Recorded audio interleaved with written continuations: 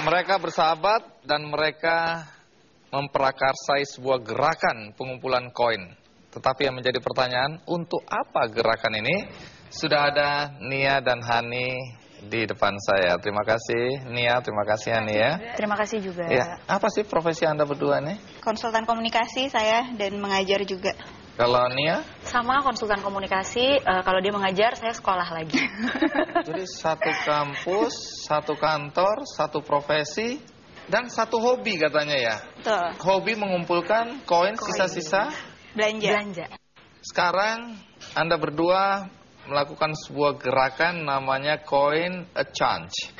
Nah, apa itu? Mari kita lihat liputan berikut ini.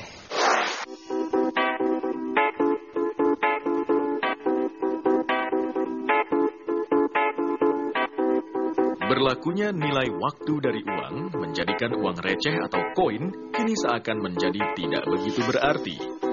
Namun di tangan dua perempuan cantik ini, Hani Kusumawati dan Nia Sajarwo, pandangan remeh pada sekeping koin menjadi berubah. Keping-keping recehan kini bernilai sosial tinggi.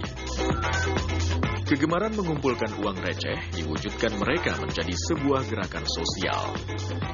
Hingga di tahun 2008, kedua perempuan lulusan Public Relations ini menamai aktivitasnya Coin a Chance. Coin a Chance adalah gerakan sosial yang berawal dan berkembang dari dunia maya. Sekarang hadir menjadi sebuah aktivitas massa yang luar biasa. Gerakan itu memberi manfaat pada setiap keping uang receh, sehingga mampu ditukarkan dengan sebuah kesempatan belajar bagi anak-anak dari keluarga kurang mampu untuk kembali sekolah. Berkat uang koin yang terkumpul itu, Hani dan Nia telah mampu menyekolahkan 7 orang anak dengan memberi masing-masing tabungan sebesar 5 juta rupiah sebagai tunjangan pendidikan mereka. Dan jumlah total uang yang terkumpul hingga sekarang sudah mencapai lebih dari 40 juta rupiah. Kini, di sela pekerjaan profesionalnya sebagai communication consultant sebuah perusahaan di bilangan Jakarta Selatan, kedua perempuan ini tetap semangat menjalankan aktivitas sosialnya. Mereka berharap suatu saat gerakan kecil wujud kepedulian pada sesama ini nantinya mampu menjadi sebuah yayasan. Semoga saja.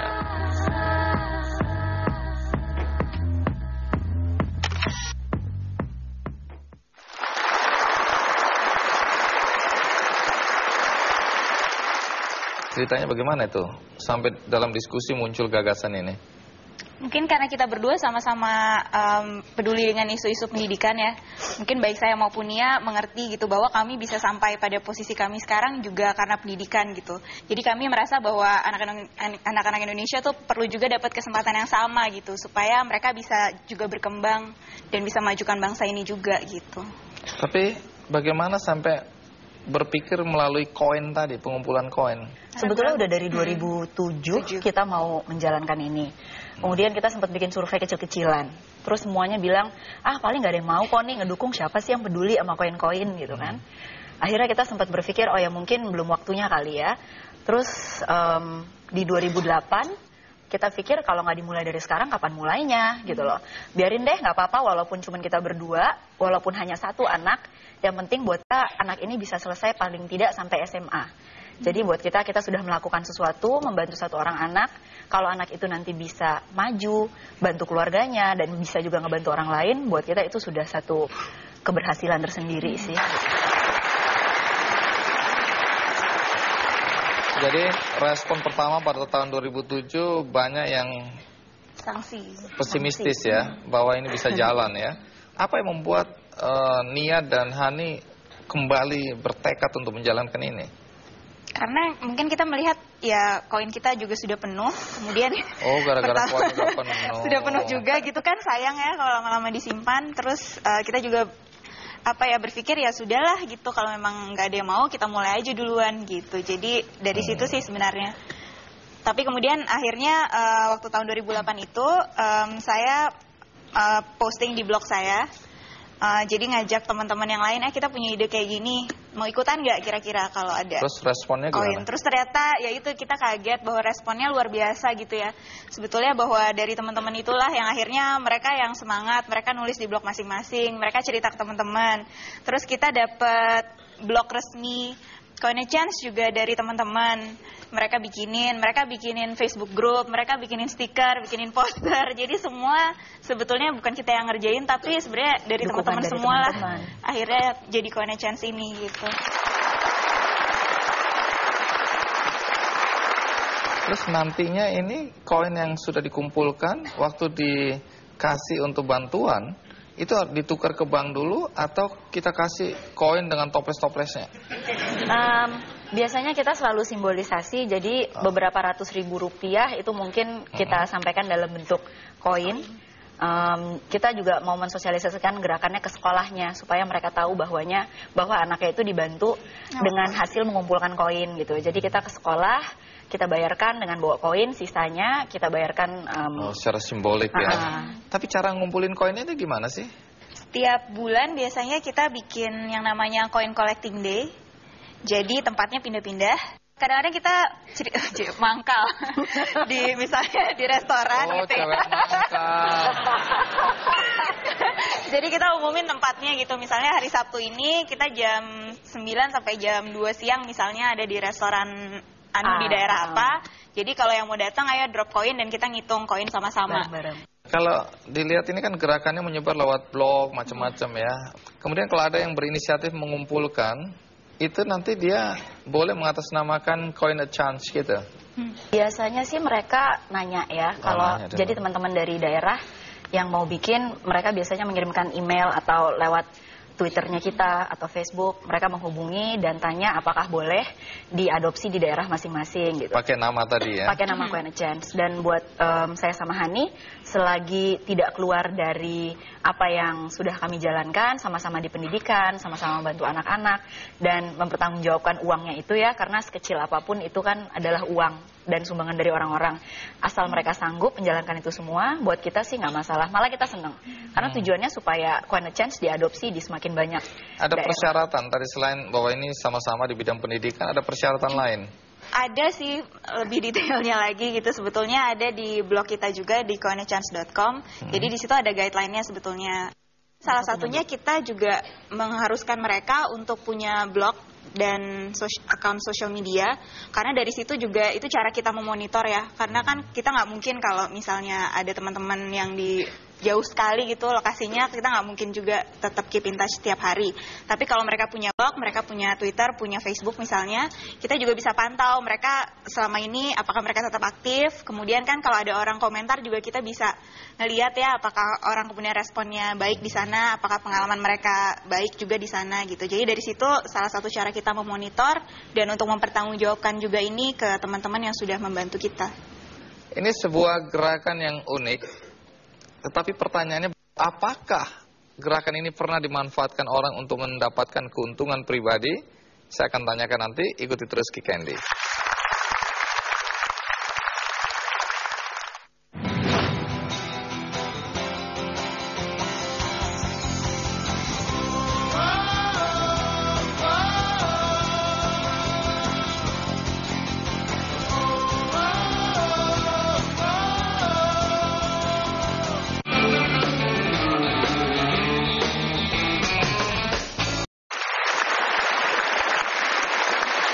Kembali ke Nia dan Hani, sudah di berapa kota sekarang ini gerakan pengumpulan koin yang kalian lakukan?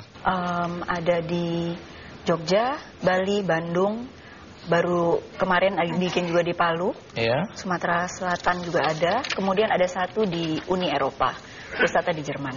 Pusatnya di Jerman, jadi udah sampai di Jerman gerakan ini? Alhamdulillah ya. Jadi anak-anak Indonesia yang lagi belajar di sana, mereka dengar tentang gerakan ini melalui salah satu social media account-nya kita. Kemudian mereka bilang mereka mau membuat di sana. Jadi mereka sepakat untuk mengirimkan koin-koinnya ke Jakarta. Tapi dalam bentuk koin atau sudah ditransfer dalam bentuk uang lah? Kita sebenarnya menawarkan mereka untuk transfer aja. Cuman buat mereka filosofinya kan koin. Jadi kenapa kita transfer? Jadi setiap kali ada yang pulang mereka bawakan, sudah ditukarkan ke rupiah, tapi masih tetap dalam bentuk koin. Kebayang repotnya lewat security.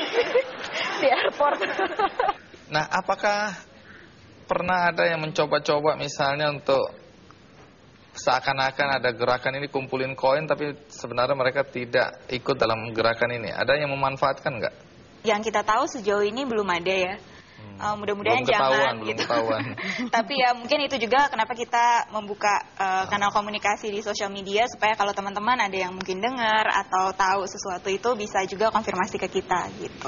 Bagaimana menjaga kepercayaan masyarakat bahwa uang yang dipakai ini betul-betul ditujukan buat mereka yang membutuhkan bantuan? Biasanya sih memang kita melakukan semua komunikasi itu, kalau bukan kita lagi ketemu di pengumpulan koin itu, memang semua diupdate dari blog kita dan Facebook dan Twitter kita juga. Jadi biasanya kalau kita udah mau bantu anaknya, biasanya kita share juga ke mereka, ini ada profil anak yang baru mau kita bantu. Biasanya juga ketika sudah disalurkan bantuannya, kita tulis laporannya. Kadang-kadang ada foto anaknya, ada foto sekolahnya, kita cerita anak ini siapa, keluarganya seperti apa gitu. Dan biasanya ketika hari pengumpulan koin itu, kalau anaknya lagi bisa, kita undang aja gitu untuk ketemu juga dengan teman-teman. Baik, kembali ke Mas Imam. Saya ingin dengar komentar pribadi Anda terhadap gerakan Coin a Chance ini. Kedepan memang masyarakat kita akan semakin canggih di dalam berjejaring. Dan ini sebenarnya mimpi kita. Indonesia ini adalah kerumunan besar. Dan kerumunan besar akan menjadi beban. Tetapi justru apa yang kita lihat sekarang ini adalah barisan-barisan. Nah, kalau Indonesia yang begini besar penduduknya tumbuh barisan-barisan seperti ini, maka akan terjadi sebuah gerakan sosial yang luar biasa, dan itu akan mengatasi semua masalah yang tercecer, yang tidak mampu itu diselesaikan secara formal. Orang-orang seperti ini mengapa menjadi dipercaya? Ini karena pertama, dia datang dari hati, tetapi juga ada sistem yang mengontrol itu. Nah, kontrolnya adalah semua anggota. Tidak ada yang namanya pengawas gitu. Tetapi semua anggota yang masuk dalam gerakan ini pasti menjadi pengontrolnya.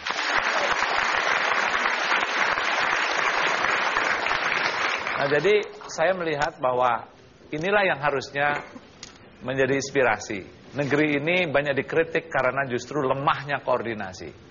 Tetapi kita belajar berkoordinasi justru dari masyarakat biasa, masyarakat bawah. Mudah-mudahan pemerintah kita juga belajar berkoordinasi sehingga Indonesia mudah-mudahan akan lebih baik.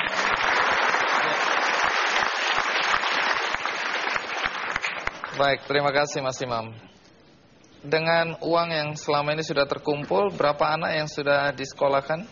Sejauh ini kita sudah menyekolahkan 7. Paling kecil sekarang masih TK, kemudian sampai sudah lulus SMA. Apa kriteria anak yang dibantu dengan gerakan koin ini?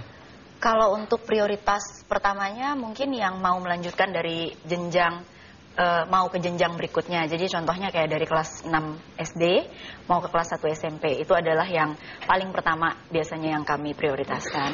Kemudian sisanya baru setelah itu kami lihat yang kelas 4 atau mau ke kelas 5 itu baru kita bantu. Karena memang tujuannya supaya mereka jangan sampai terputus sekolahnya.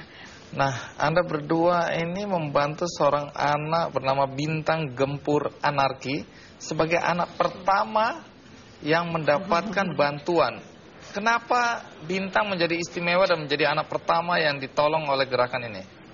Bintang itu sebetulnya dekat rumahnya Nia ada warung kecil, dan bapak yang punya warung itu ternyata pas lagi ngobrol-ngobrol ternyata punya anak usia sekolah.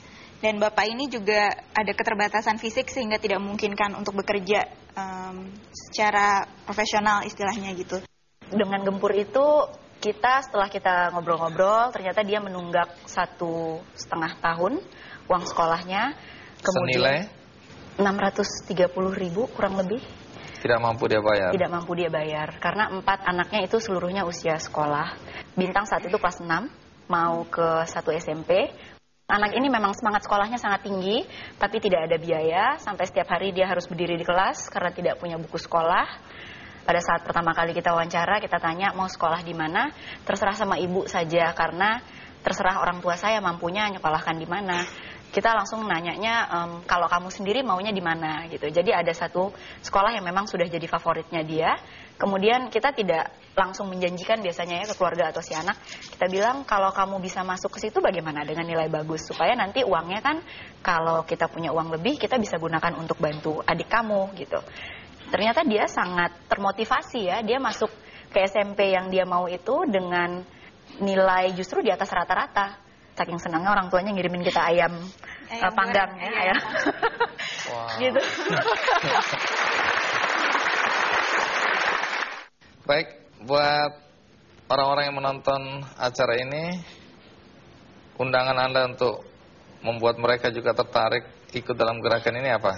Sebetulnya ketika kita mau berbuat baik, apapun bisa kita berikan. Kalau kita punyanya waktu, kita bisa kasih waktu. Kalau punya tenaga, bisa kasih tenaga. Kalau punya koin juga bisa kasih koin. Jadi tidak perlu uang banyak juga gitu, 100-200 itu kalau kita kumpulkan sama-sama, seluruh rakyat Indonesia bisa menyekolahkan banyak sekali anak-anak Indonesia juga gitu. Baik, di akhir acara ini seperti biasa saya akan membagikan sebuah buku yang menarik berjudul Si Cacing dan Kotoran Kesayangannya jilid kedua. Dan dari cerita-cerita ini lahir motivasi, inspirasi untuk berbuat baik bagi sesama. Saya akan bagikan semua satu-satu untuk Anda di sini. Bagi Anda di rumah, Anda juga bisa mendapatkan buku ini secara gratis melalui website kickandy.com. Dan Nia, Hani, sebelum acara ini dimulai tadi, saya mengambil 4 tabung Anda dan saya edarkan di sekitar Metro TV dan media Indonesia. Lumayan, beratnya lumayan. Tapi saya isi dulu sebelum saya kasih ke Anda supaya kelihatannya saya dermawan juga. Baik, Nia dan Hani, pada kesempatan ini teman-teman di studio katanya mau ikutan. Jadi bagaimana kalau kita mulai dari depan, nanti teman-teman yang lain dari tim Kick Andy akan membantu ya. Baik.